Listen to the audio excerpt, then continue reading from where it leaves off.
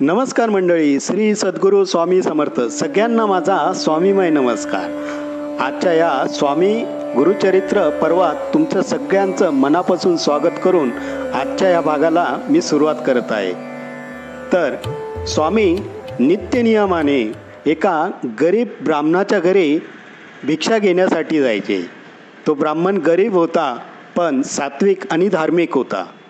तो नित्यनियमाने आपल्याकडे जे असेल ते स्वामींना अर्पण करायचा, स्वामींना भिक्षा म्हणून द्यायचा, असं नियमाने चालायचं. हे बघून आजूबाजूची जी श्रीमंत लोकं होती ती हसायची आणि म्हणायची की ह्या यतीला काय म्हणावं, आमच्याकडं रोज ताजे अन्न शिजतं, रोजची ताजी भिक्षा मिळण्याची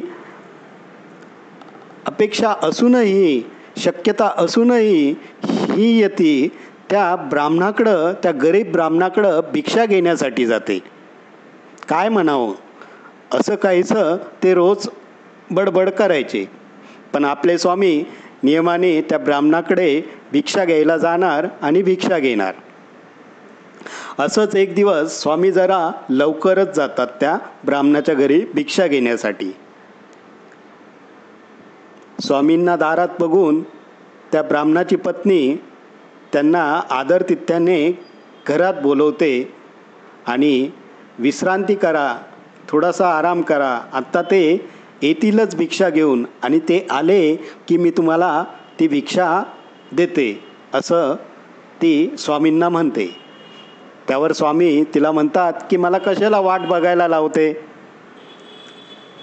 ती दारात बांधलेली म्हैस आहे ना, तर तिचं दूध मला आज तू भिक्षा म्हणून दे. तर त्यावर त्या गरीब ब्राह्मणाची पत्नी स्वामींना सांगते की स्वामी, ती वांज आहे, ती म्हैस वांज आहे, ती दूध देत नाही आणि म्हातारी आहे. आम्ही तिचा उपयोग फक्त माती वाहून आणण्या नेण्यासाठी करत असतो. त्यावर स्वामी परत तिला एकदा म्हणतात की तू जा आणि तिचं दूध काढून आण.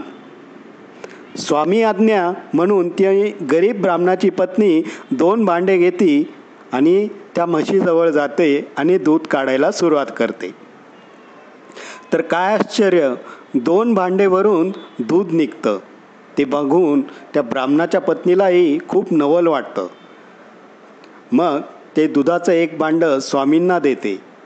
स्वामी ते दूध पितात आणि तृप्त होतात आणि त्या तृप्त मनाने त्या गरीब ब्राह्मणाच्या पत्नीला आशीर्वाद देतात की तुझं सगळं दरिद्र नाहीसं होईल, तुझ्याकडं लक्ष्मी अखंड नांदेल, सुख समाधान आणि आनंदाने तुझी लेकरं बाळं नांदतील, असा आशीर्वाद देऊन स्वामी तिथून निघून जातात.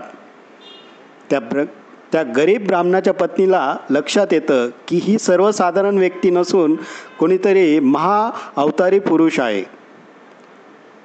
थोड्या वेळेतच ब्राह्मण घरी येतो आणि मग त्याची पत्नी सगळा घडलेला वृत्तांत त्याला सांगते. हे ऐकून त्या ब्राह्मणाच्याही लक्षात येतं की ही व्यक्ती सर्वसाधारण नाही, तर महापुरुष अवतारी आहे. तर ते दोघंजणही स्वामींच्या आश्रमात स्वामींचं दर्शन घेण्यासाठी जातात आणि स्वामींची सेवाही करतात. यातून समजण्यासारखं एकच आहे की स्वामी फक्त आपल्या श्रद्धेचे भुकेले आहेत. मनापासून श्रद्धा करा, मनोभावे सेवा करा, स्वामींची सेवा निस्वार्थ करा, तरच स्वामी म्हणतात की भिवू नकोस, मी तुझ्या पाठीशी आहे. असेच गुरुचरित्रातले काही भाग मी तुमच्यासाठी पुढील ह्या गुरुचरित्र पर्वातील काही भागात घेऊन येत राहणार आहे.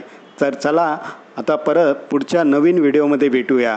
तोपर्यंत सगळ्यांना मी परत एकदा स्वामीमय नमस्कार करतो आणि स्वामींचं नाम स्मरण करतो. श्री स्वामी समर्थ.